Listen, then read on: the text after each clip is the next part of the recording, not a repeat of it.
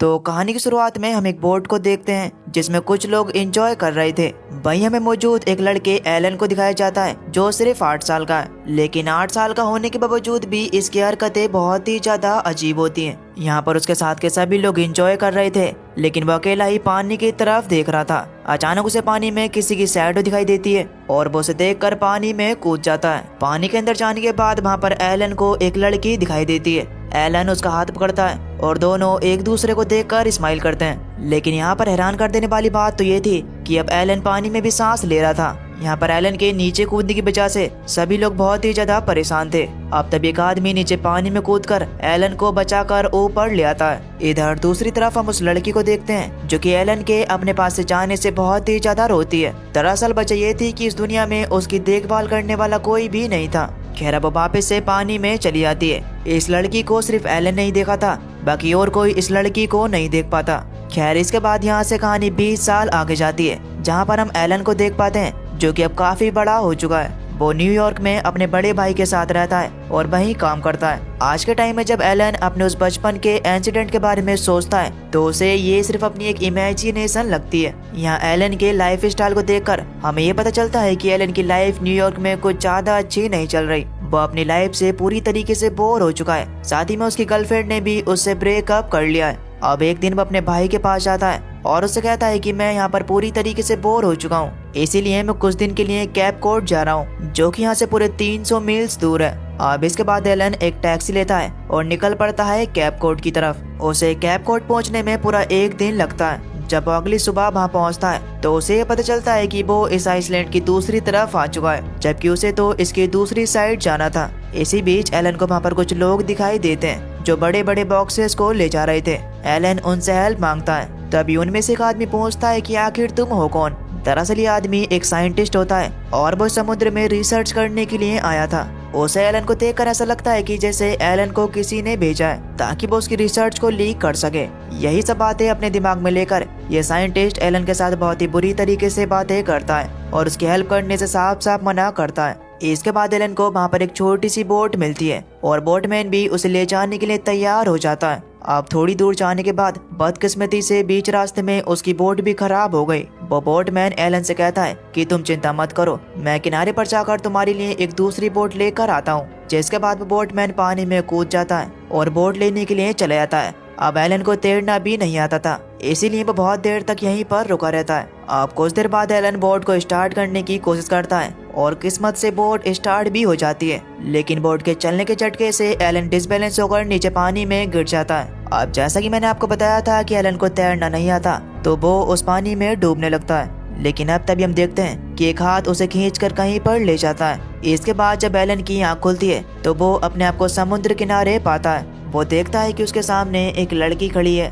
और वो उसी की तरफ देख रही है। एलन उससे पूछता है कि आखिर तुम्हारा नाम क्या है, लेकिन वो लड़की उसे कुछ भी जवाब नहीं देती। इसके बाद वो लड़की धीरे धीरे कर उसके करीब आ जाती है और उसे किस कर पानी में चली जाती है। एलन को कुछ भी समझ नहीं आता कि आखिर ये था तो था क्या। एलन उसे आवाज देता रह जाता है कि हे तुम्हारा नाम क्या है और तुम हो कौन, लेकिन वो लड़की बिना कुछ जवाब दिए चली जाती है। इसके बाद एलन भी वहाँ से चला जाता है। अब इसी बीच हम ये देख पाते हैं कि वो लड़की कोई लड़की नहीं बल्कि एक जलपरी है, जिसे हम मरमेड भी कहते हैं। वो मरमेड नीचे पानी में एक जगह पर जाती है जहाँ पर उसे एलन मिला था। वहाँ उसे एलन का वॉलेट मिलता है जिसमें उसे एलन के कुछ आईडी कार्ड्स मिलते हैं। इन आईडी कार्ड्स को लेकर वो अपनी एक बड़ी सी शिप में जाती है। उसने वहाँ पर अपना मैप खोला जिसकी मदद से वो पता लगाने की कोशिश करती है कि आखिर एलन रहता कहाँ है, और उसे एलन का पता मिल भी जाता है। इधर दूसरी तरफ एलन न्यूयॉर्क वापस आ गया था और अब वो भाई अपनी पुरानी बोरिंग लाइफ जीने लगता है। इधर हम देख पाते हैं कि उसके पीछे पीछे मरमेड भी न्यूयॉर्क पहुंच जाती है। वो जब पब्लिक प्लेस में पहुंची तो उसने एक भी कपड़ा नहीं पहन रखा था। उसे देखकर लोग उसके पास आकर इकट्ठा हो जाते हैं। इतनी भीड़ देखकर जल्दी से वहाँ पर पुलिस आती है और वो उसे एक टी शर्ट पहनाकर उससे पूछताछ करते हैं, लेकिन मरमेड को कुछ भी नहीं पता था। तभी पुलिस को उसके पास से एलन का वॉलेट मिलता है। उन्हें लगता है कि एलन शायद इसका कोई रिलेटिव होगा, इसीलिए वो एलन को कॉल करके तुरंत उसे पुलिस स्टेशन बुलाते हैं। जब एलन वहाँ पहुँचता है तो वो पूरी तरीके से सरप्राइज्ड रह जाता है, क्योंकि उसके सामने वही लड़की थी जिसने कुछ दिन पहले उसकी जान बचाई थी। वो मरमेड भी उसे देखकर बहुत ही ज्यादा खुश होती है और वो उसे देखते ही किस कर लेती है। दरअसल ये मरमेड बोल नहीं सकती और ये हमारी लैंग्वेज भी नहीं समझती। और एक अजीब बात ये भी थी कि जब ये पानी में होती है तो ये पूरी तरीके से मरमेड में ट्रांसफॉर्म हो जाती है, और जब ये पानी से बाहर होती है तो ये ह्यूमंस की तरह चल फिर सकती है। लेकिन इसके लिए सबसे बड़ी रिस्क की बात ये थी कि अगर इसके शरीर पर थोड़ा सा पानी भी आ जाए तो ये पूरी तरीके से मरमेड में तब्दील हो जाएगी। इस वजह से अगर इसे अपनी सच्चाई छुपानी है तो इसे पानी से दूर रहना होगा। अब इसकी सच्चाई के बारे में एलन को बिल्कुल भी पता नहीं होता। उसे लगता है कि शायद ये एक लड़की है। खैर अब एलन उसके लिए एक होटल बुक करके उसे उस होटल में ले जाता है और यहाँ वो दोनों फिजिकल होते हैं। इसके बाद एलन उसे वहीं पर छोड़कर अपने काम पर जाता है। एलन इस लड़की के बारे में अपने भाई को भी बताता है। उसका भाई जब ये बात सुनता है तो वो बहुत ही ज्यादा खुश होता है, क्योंकि एलन का अभी अभी ब्रेकअप हुआ था, जिस वजह से वो काफी अपसेट रहता था। लेकिन अब उसकी जिंदगी में एक नई उम्मीद आ गई है। इधर दूसरी तरफ हम उस मरमेड को देख पाते हैं जो कि टीवी पर एक फैशन शो देख रही थी। उसे उस फैशन शो में ये कपड़े पसंद आ जाते हैं, इसीलिए वो होटल से बाहर निकलकर उन कपड़ों को लेने के लिए जाने लगती है। लेकिन उसे बाहर जाते हुए देखकर गार्ड उससे पूछता है कि आखिर तुम्हें कहाँ जाना है। तब वो बताती है कि मुझे शॉपिंग करने जाना है। इसके बाद वो मरमेड एक टैक्सी लेकर मॉल में आ जाती है। वो जब टैक्सी ड्राइवर उससे पैसे मांगता है तो उसे नहीं पता चलता कि आखिर वो क्या कहना चाह रहा है। दरअसल उसे ये भी नहीं पता था कि आखिर पैसे किस चीज को कहा जाता है, इसीलिए वो उसे एलन का वॉलेट पकड़ा देती है। खैर इसके बाद वो मॉल के अंदर एंटर करती है और वहाँ से बहुत सारे कपड़े खरीदती है। इस दौरान उसे वहाँ पर कई सारे टीवीज दिखाई देते हैं जहाँ लड़कियाँ एक्सरसाइज कर रही होती हैं। उन्हें देखकर वो मरमेड भी एक्सरसाइज करने लगती है। वहीं दूसरी तरफ एलन जब होटल में पहुंचता है तो उसे वहां पर वो मरमेड दिखाई नहीं देती, इसलिए वो जल्दी से भागकर नीचे जाता है, जहां पर उसे गार्ड बताता है कि वो तो कपड़ों की शॉपिंग करने के लिए गई थी। एलन उसे ढूंढता हुआ मॉल पहुंचता है जहां मरमेड अभी भी एक्सरसाइज कर रही होती है। अब तभी वहां पर शॉप का ओनर आया और वो एलन से कहता है कि हम इस लेडी को बहुत देर से यहाँ से जाने के लिए कह रहा है, लेकिन ये पिछले 6 घंटों से लगातार एक्सरसाइज कर रही हैं। अब हमारी शॉप बंद करने का टाइम हो चुका है, लेकिन ये हमें कोई भी रिस्पॉन्ड नहीं कर रही। तब एलन कहता है कि इसमें इसकी कोई भी गलती नहीं है, इसे इंग्लिश समझ नहीं आती। तभी वो मरमेड बोलती है कि मुझे इंग्लिश में बात करनी आती है, ऐसा नहीं है कि मैं कुछ भी नहीं जानती। ये देखकर एलन पूरी तरीके से हैरान रह जाता है। वो ओनर कहता है कि सर मैं ज्यादा पढ़ा लिखा तो नहीं हूँ, लेकिन मुझे इतना पता है कि इसने अभी थोड़ी देर पहले जो बोला वो इंग्लिश ही थी। खैर इसके बाद एलन उसे बाहर ले जाता है और उसे पूछता है कि तुम तो बोल नहीं सकते, तो आज अचानक बोलने कैसे लगी। तब वो कहती है कि मैंने तो ये सारी चीजें टीवी से सीखी हैं। इसके बाद एलन उससे पूछता है अच्छा तो फिर तुम यहाँ पर रहने कितने दिनों तक वाली हो। तब वो कहती कि मैं तो यहाँ पर सिर्फ 6 दिन रहूंगी। अब क्योंकि एलन को उसका नाम नहीं पता था, इसीलिए वो उसका नाम मेडिसन रख देता है। खैर अब रात के टाइम मेडिसन बेड से उठकर बाथरूम में जाकर बाथटब में बैठ जाती है।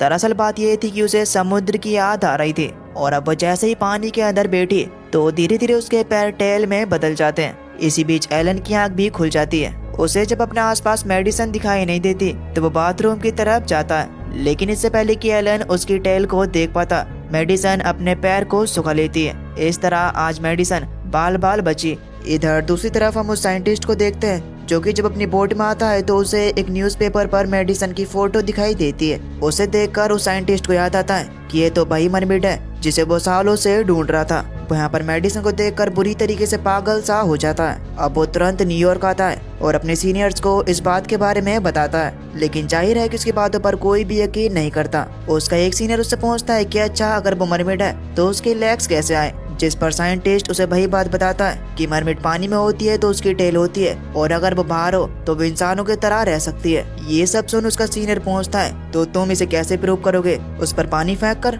जिस पर वो साइंटिस्ट कहता है कि अरे ये तो आपने बहुत ही अच्छा आइडिया दे दिया, मैं ऐसा ही करूंगा। इसके बाद वो साइंटिस्ट अपने हाथों में पानी से भरी बाल्टियां लेकर पूरी सिटी में मेडिसन को पागलों की तरह ढूंढने लगता है। उसे एक जगह एलन और मेडिसन दिख भी जाते हैं और वो उनका पीछा करता है। अब जैसे ही उसे मौका मिला तो सबके सामने उसने उन पर पानी फेंक दिया, लेकिन जब वो मुड़कर देखती है तो वो तो मेडिसन थी ही नहीं, बल्कि वो कोई और थी। उसने मेडिसन की तरह कपड़े पहन रखे थे। इसी गलती की वजह से उस साइंटिस्ट की यहाँ पर अच्छी खासी पिटाई हो जाती है। इधर दूसरी तरफ हम एलन और मेडिसन को देखते हैं जो कि एक साथ काफी ज्यादा एंजॉय करते हैं। इनकी इस एंजॉयमेंट के बीच एलन मेडिसन से कहता है कि मैं तुमसे शादी करना चाहता हूँ, लेकिन मेडिसन उसे साफ साफ मना कर देती है। वो कहती है कि मेरे पास सिर्फ 3 दिन ही बचे हैं और मैं इन 3 दिनों को पूरी तरीके से एंजॉय करना चाहती हूँ। इस वजह से एलन थोड़ा अपसेट हो जाता है और उसे कहता है कि एक ऐसी जगह है जहाँ से तुम आई हो, जहाँ ना तो कपड़े पहने जाते हैं, ना बोला जाता है और ना ही म्यूजिक सुना जाता है। एलन की ऐसी बातें मेडिसन को बिल्कुल भी ठीक नहीं लगती और वो वहाँ से गुस्सा होकर चली जाती है।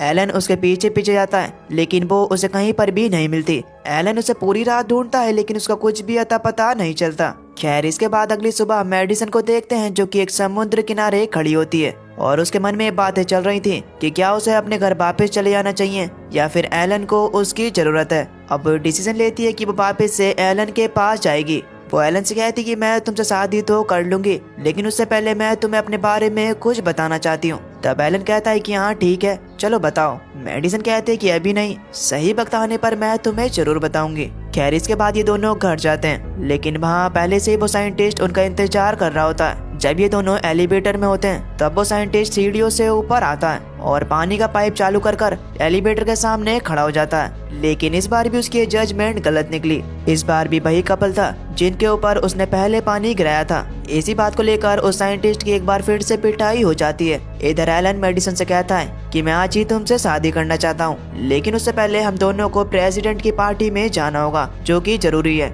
और इसके बाद ये दोनों तैयार होकर पार्टी में पहुँचते हैं। वहाँ पर भी वो साइंटिस्ट आया होता है। उसने अपने पीछे एक वाटर टैंक छुपाया हुआ था क्योंकि उसे ये बात अच्छी तरीके से पता थी कि यहाँ पर मेडिसन जरूर आएगी। अब इससे पहले कि वाटर टैंक के पानी को मेडिसन के ऊपर फेंक पाता उससे पहले ही प्रेसिडेंट के गार्ड उसे देख लेते हैं और इस इंसिडेंट की वजह से वहाँ पर हंगामा हो जाता है। वहाँ पर जितने भी लोग थे वो पार्टी को छोड़कर जाने लगते हैं। ये देख एलन भी मेडिसन को अपने साथ लेकर अपनी कार की तरफ बढ़ता है लेकिन इससे पहले कि ये दोनों अपने कार तक पहुंच पाते वो साइंटिस्ट उस पानी को मेडिसन के ऊपर फेंक ही देता है और बस इसके बाद तो मेडिसन के पैर उसकी टेल में बदल जाते हैं। ये देखकर वहाँ पर एलन और उस साइंटिस्ट के साथ साथ वहाँ पर खड़े जितने भी लोग होते हैं वो पूरी तरीके से हैरान थे और उन्हें ये पता चल चुका था कि मेडिसन एक जल परी है। ये देख मेडिसन बुरी तरीके से डर जाती है और वो एलन को आवाज लगाती है। जब तक एलन उसके पास पहुंचता पुलिस उसे वहां से ले जा चुकी थी। अब इसके बाद मेडिसन के साथ क्या होने वाला था ये तो आप जानते ही हो। ये साइंटिस्ट मेडिसन को अपनी रिसर्च के लिए रखते हैं लेकिन मेडिसन के साथ साथ इन्होंने 12 घंटों से एलन को भी पानी में रख रखा था क्योंकि इन्हें शक था कि एलन भी कोई समुद्री जीव है। एलन बार बार इनसे चिल्लाकर कहता है कि मैं कोई मछली बछली नहीं हूँ, मुझे यहाँ से बाहर निकालो। खैर, अब थोड़ी देर बाद मेडिसन को भी पानी में डाला जाता है। मेडिसन एलन से कहती कि मैं तुम्हें सब कुछ बताने ही वाली थी लेकिन इससे पहले ही तुम्हें सब कुछ पता चल गया। यह कहकर वो एलन के करीब आने लगती है लेकिन एलन उससे दूर चला जाता है क्योंकि अब उसे मेडिसन के करीब जाने में बहुत ही ज्यादा अजीब लग रहा था। ये देखकर मेडिसन भी बहुत ही ज्यादा निराश होती है। भाई, अब कई घंटों की रिसर्च के बाद इन साइंटिस्टों को ये यकीन आ जाता है कि एलन पूरी तरीके से एक इंसान है, इसलिए वो उसे छोड़ देते हैं। अब जब एलन अपने घर पहुंचा तो मीडिया वाले उसे चारों तरफ से घेर लेते हैं लेकिन उसका भाई बीच में आकर उसे वहां से ले जाता है। उसका भाई एलन को समझाता है कि तुम दोनों एक दूसरे से प्यार करते हो तो फिर तुम उसे अकेला छोड़कर कैसे आ गए। चाहे वो एक मरमिट है लेकिन वो तुमसे प्यार करती है। एलन को यहाँ पर अपने भाई की बातें बिल्कुल सही लगती हैं क्योंकि कहीं न कहीं वो भी उससे प्यार करता था। उसे मेडिसन की बहुत ही ज्यादा चिंता हो रही थी कि आखिर मेडिसन के साथ क्या हो रहा होगा। इधर दूसरी तरफ हम मेडिसन को देखते हैं जिसके ऊपर कई घंटों से लगातार टेस्ट किए जा रहे हैं। इन टेस्ट की वजह से उसकी बॉडी पूरी तरीके से पीली पड़ने लगी। उसे बहुत ज्यादा दर्द हो रहा था और अब उसकी हालत देखकर उस साइंटिस्ट को बिल्कुल भी अच्छा नहीं लगता। वो अपने सीनियर से कहता है कि मुझे लगता है कि उस मरमिट की हालत पूरी तरीके से ठीक नहीं है लेकिन वो सीनियर साइंटिस्ट उसकी बातों को इग्नोर कर देते हैं और उससे कहते हैं कि तुम्हें उस मरमिट की ज्यादा टेंशन लेने की जरूरत नहीं है, हम उस पर एक बहुत ही बड़ा एक्सपेरिमेंट करने वाले हैं। लेकिन मरमिट की हालत देखकर उस साइंटिस्ट को बिल्कुल भी अच्छा नहीं लगता। उसे अपनी गलतियों पर एहसास होता है और उसे लगता है कि उसने उस मरमिट के साथ बिल्कुल भी अच्छा नहीं किया, लेकिन अब क्या ही फायदा था। इधर एलन भी हार मानने वालों में से नहीं था। उसने अब ये ठान लिया कि वो किसी भी तरीके से मेडिसन के पास जाकर ही रहेगा, इसलिए अब वो किसी तरीके से उस साइंटिस्ट को ढूंढ लेता है और उसे कहता है कि मुझे पता है कि तुमने मेडिसन को पकड़वाया है लेकिन अब मुझे ये भी पता है कि इसे छुड़ाने में भी तुम ही मदद करोगे। अब वो साइंटिस्ट भी एलन की मदद करने के लिए तैयार हो जाता है। अब इसके बाद ये सभी लोग रिसर्च सेंटर पहुंचते हैं। एलन, साइंटिस्ट और उसका भाई उस रूम के बाहर जाते हैं जहाँ पर मेडिसन को रखा गया था और ये लोग मौका देखकर गार्ड्स को चकमा देकर मेडिसन को बाहर निकाल ही लेते हैं। वहीं अब इनके जाने के बाद जब सीनियर साइंटिस्ट वहाँ पर पहुँचते हैं तो उन्हें वहाँ एलन का भाई मिलता है और उसे देखकर वो समझ जाते हैं कि एलन का ही काम है। फिर पूरी की पूरी पुलिस मेडिसन को ढूंढने में लग जाती है।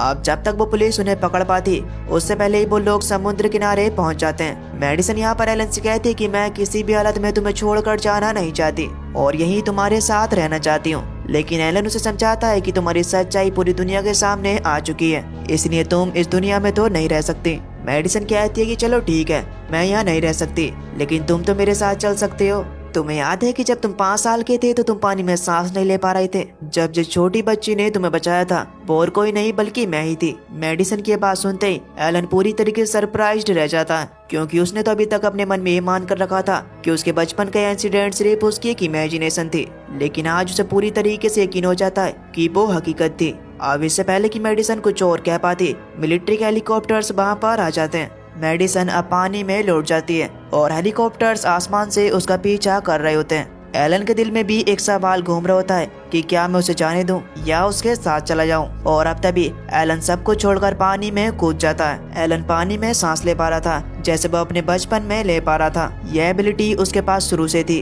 अब मेडिसन एलन का हाथ पकड़कर उसे अपनी दुनिया दिखाने के लिए ले जाती है। और बस दोस्तों, इसी के साथ ये मूवी यहीं पर खत्म हो जाती है। तो आपको एलन